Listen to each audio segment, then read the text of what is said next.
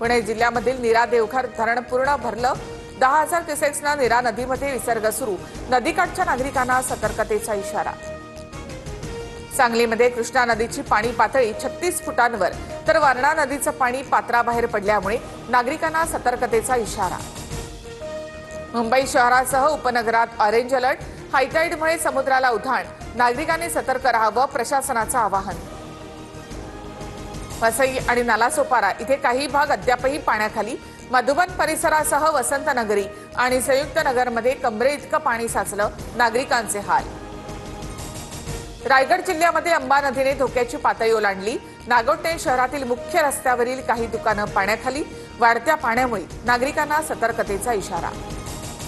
नांदेडच्या मुखेड तालुक्यामधील अतिवृष्टीचा रावणगाव आणि हसनाळ गावाला मोठा फटका। लेंडी नदीला आलेल्या पुरामध्ये अनेक घरं उद्ध्वस्त। जिल्हा परिषद शाळेमध्ये चिखलाचं साम्राज्य। वाशिममध्ये पैनगंगा नदीला पूर। 7 दिवसापासून करडा गोभणी रस्ता बंद।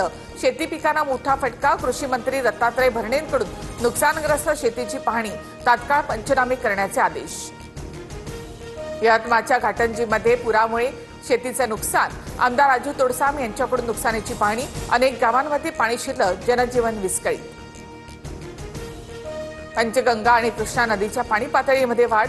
कोयना धरणातून कृष्णा नदीमध्ये 95,000 क्युसेक्स पाण्याचा विसर्ग तर राधानगरी धरणाच्या 2 स्वयंचलित दरवाजांमधून विसर्ग सुरू।